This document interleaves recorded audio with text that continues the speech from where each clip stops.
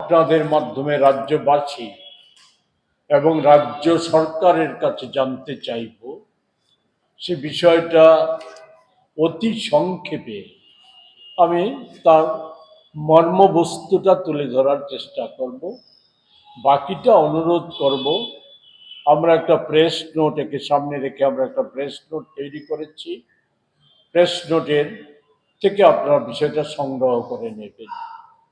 Press নোটের বাইরে যে বিষয়গুলি উল্লেখ করা দরকার সেগুলি অতি প্রয়োজনীয় রাজ্যবাসীর ক্ষেত্রে, সেগুলি আমি তুলে ধরার চেষ্টা করব। আমরা লক্ষ্য করছি সারা দেশেই মোদি সরকারের যে প্রকল্প, এ হচ্ছে দেশের সম্পদ। এই সমস্ত ধরনের সম্পদ, রাষ্ট্রীয় সম্পদ, প্রাকৃতিক সম্পদ, মোদি বান্ধব একচেটিয়া পুঁজিপতি কর্পোরেট, দেশি বিদেশি, তাদের হাতে তুলে দেওয়া।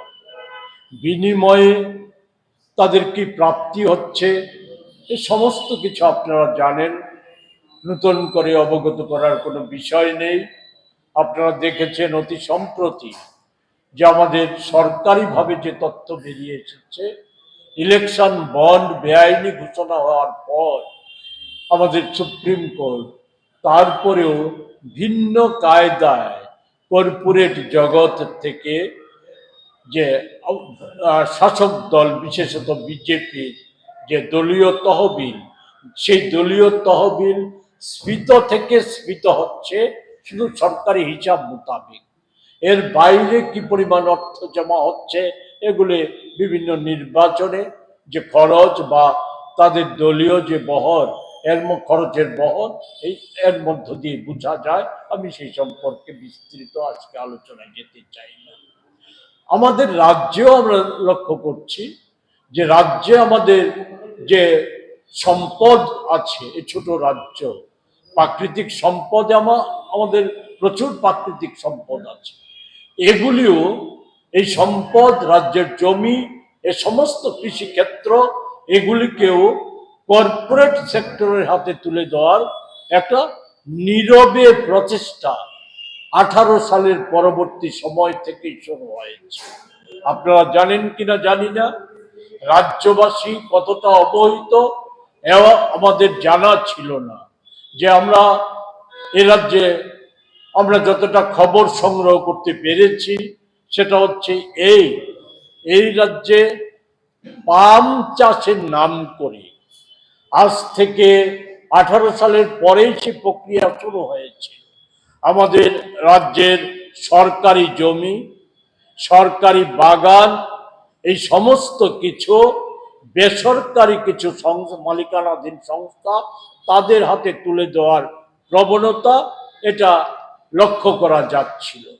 সবচাইতে যেটা ভয়ঙ্কর সেটা হচ্ছে ভারতবর্ষে ইতিমধ্যেই জালিয়াত হিসাবে খ্যাতি অর্জন করেছে পতঞ্জলি ট্রাস্ট। তার যে মালিক সে হচ্ছে রামদেব।